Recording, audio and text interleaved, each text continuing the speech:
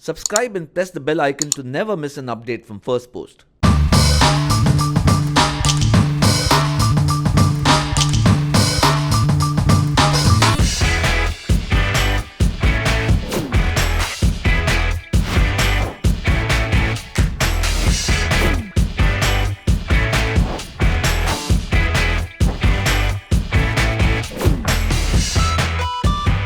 Hello and welcome to yet another episode of Social Media Star. I'm Janice Sequeira. We're at Out of the Blue and my guests for today, Rian George, Janice Sequeira, Santoshi Shetty and Juhi Godami. Wave to the camera guys, so everyone knows it's you. Hi. Hello. I'm kind of curious, what did you do sort of before becoming social media stars and how has that journey sort of been? So for me, of course, this happened to me while I was studying architecture, and I think it's quite cool because I feel fashion is again very creative and architecture is like, I think both of them influence each other. The frame, the compositions, the colors, the geometry, there's like a lot of elements from architecture to this, so I can see the whole transformation from that into fashion. So I think it's a great switch for me. I was actually a stylist. I assisted Riya Kapoor for Sonam's her films, her red carpet. I think for a good 2.5 years I styled, and I mean before that also I was interning at Vogue. I interned in London when I studied there. So it was always fashion for me. Just wanted to start talking about my personal style. I didn't even post on Instagram too much. I just put up looks on the website, things from my cupboard, things from New York Fashion Week, and the time I started using Instagram to promote the content I posted on my website, that's when sort of social media sort of took over in a way. Just like Shireen, it was always fashion for me. So I started with an internship at Grazia. Then I actually got offered a job there, which I didn't take up because then I went to London to study fashion. I also own a clothing brand. Right. So at that point, it was just about, starting a clothing brand, and I studied business and fashion. And when I came back, I was like, you know what? I also want to do something which is a little more creative on my own, just for me. And just as a hobby, I started posting on social media, and that time Instagram was a big deal. So that's how it just began. It was just as a hobby. So, interestingly enough, I have to say I started my career before even Facebook existed. So at that time I was editing a magazine, and there was a lot of stuff, especially content for men, that as an editor I couldn't put into my magazine because of certain constraints. So there's stuff like watches and cars and planes and all, which I really am passionate about. So then Facebook and Twitter started, and I started posting stuff, and of course one thing led to another. When you guys were starting out, okay, or even when this was sort of starting to become this career choice that could actually result in you guys making money, were there a lot of people who sort of told you like, what are you doing? What do you mean by you're doing branded content? And are those same people now kind of calling you guys up and saying, hey, can you promote this for us? Yes. Yeah? Yeah, Friends for and sure. family and all For me, you I guys doing think, this? for me, no, not really. Because I was always in this environment, like my parents are super supportive. Correct. So, I mean, for the audience, I think we should mention that, Juhi is Bharat and Doris's daughter. And Yeah! no.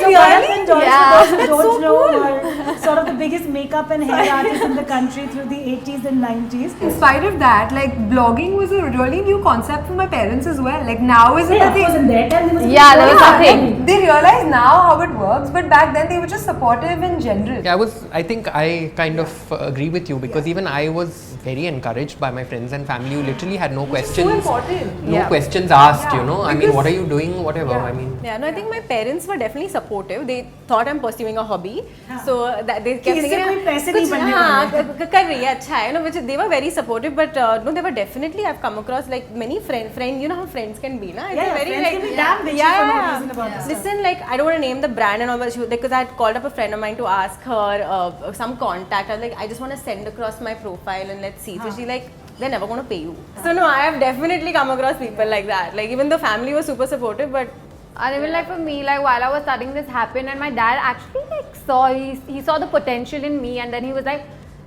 Santoshi, I think now you need a manager. And this was while I was studying. Wow, your dad told you that. Yeah, my Yeah, dad that's told me cool. that. Yeah, so I was like, okay. And I had no idea what a manager would be actually doing. What is the stupidest or craziest thing a brand has asked you to do in the name of content?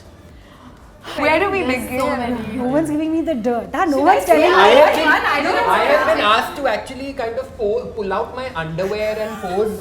there was Really bizarre. there was one similar thing where taking your pants off in. Oh, that is the one. Sorry. That was the one. I have got approached by a brand that does sex toys, which is all good for people who like sex toys, but I'm certainly not going to be standing with a sex toy on my Instagram. There was one store owner who wanted me, I think it was just a suggestion that can you stand in the display window holding something in the show window with some like thing, whatever, like for an hour or something. What rubbish, yeah. A lot of times we get emails and they're like, oh, we're sending you this package, please give us a shout out. And we're like, okay, I mean, that's on us to like And decide. even if there's a collaboration, we do get like briefs and stuff which we are not okay with, and we are like, we are content creators over here, we know what we are supposed to do, and that is something that we know it's not going to work on our page, so why do we do it? Because there are so many millennials who want to be you guys, what is the shelf life of this career?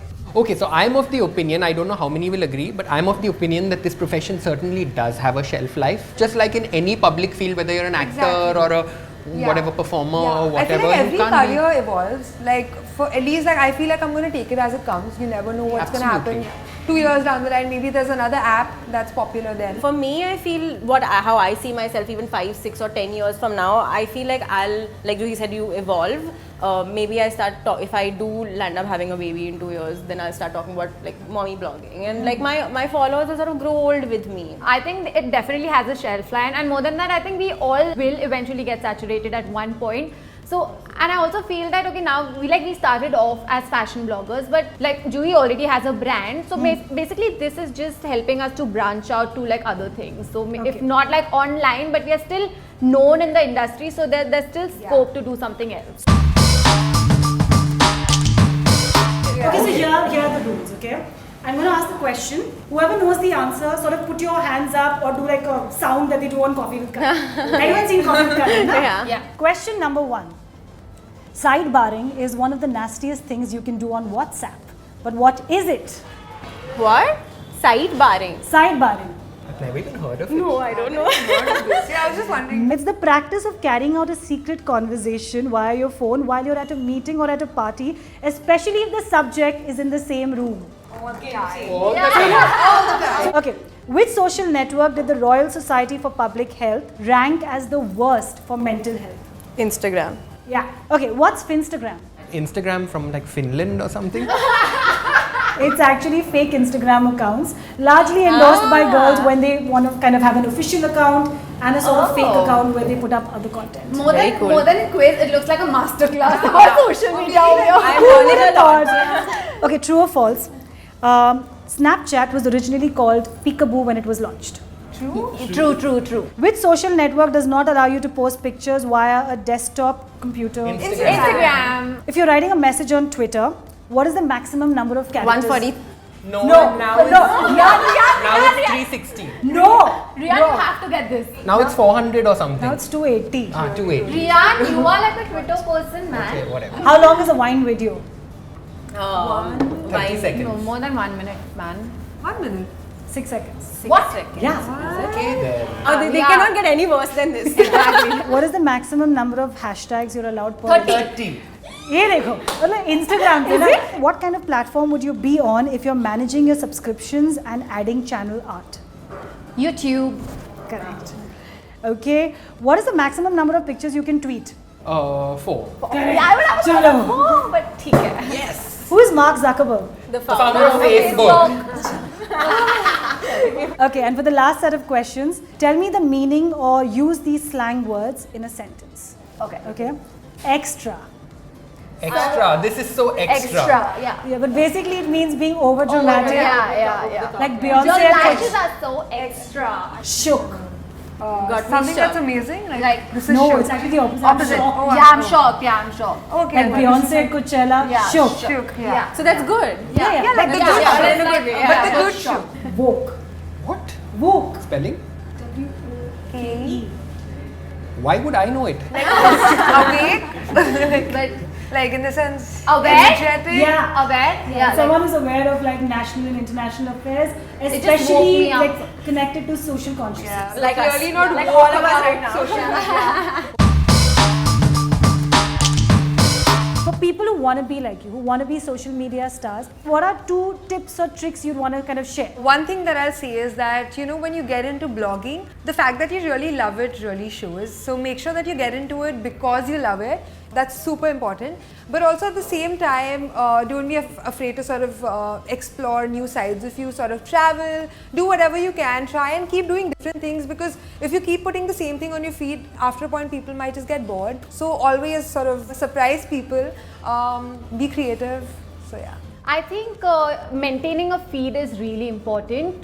You have to kind of understand your own aesthetics, your own style, and kind of try hard to maintain that, because there's so much competition, there's so much happening, so you need to stand out. And if you don't stand out, your content is just gone. Then the next tip would be, don't be scared, be confident, because if you're confident, you're definitely standing out. If you think that, oh my god, I'm going to get so much hate, or if you are doubtful of your own content or of your own self, I think it's not going to work out. So just be confident, and eventually you learn from your own mistakes. And one more thing I would like to add, experiment, guys. Be versatile, experiment, try new things out, because that's how you're going to learn a lot of things about yourself, and also about whatever you're doing. You're just going to get better with time. Okay, super. Okay, so I think the first tip or little piece of advice I'd like to give anyone who's starting off right now is patience. Building a following, building a blog, building an identity online takes time. It doesn't happen overnight. For some people it might, but it does take time. I know a lot of people, a lot of friends of mine who started blogging right now, friends and family, they always want to know, okay, how do you get so many followers? How do you get so many collaborations? You need to be consistent, post consistently, talk about what you love consistently, and be patient. It takes time, but it will come. And I think the second thing would be, try not to do it for the money. Like, let it be a passion project. Talk about what you love, and the collaborations and all, let it be a byproduct of what you're doing. Like, don't do it for the money, because if you do it for that, then you won't, and you won't have as much fun. Like, it's really important to enjoy and love what you do. So like, keep it for your passion. Like, do it, do what you love, and the money and collaborations will come. I think the first tip I would say is discipline, because very often I've seen people who are aspiring to work in social media, they feel lazy. So if there's a certain kind of pace and a certain kind of rhythm that you need to acquire to post, and stick to that discipline to be able to generate your content. That's point number one. And point number two, choose a topic that you're passionate about. For example, if it's street style, or shoes, or watches, or food, or I don't know, pastries or cake, stick to that one topic, and kind of build on it, and build yourself as an authority or a voice on that topic. Don't try to do everything. Choose one thing and kind of really master that subject. Alright guys, thank you so much. I mean, I don't know about everyone else watching, but I learned so much from you guys. So thank you so much. We learned so much. Stashing, bro. Stashing. And yay, out of the blue, sent us some that yummy looks food. good. Okay. I see fried. Can we like... Wait, don't eat, guys. We've got to first Instagram. Of course. All of us took our phones out. Of course. Great life. Haneka, you're taking a picture of me Instagram. I told you, he's damn random. Alright guys, thank you so much, and thank you everyone for watching. Thanks. Thanks, guys. Okay, I'm still doing this.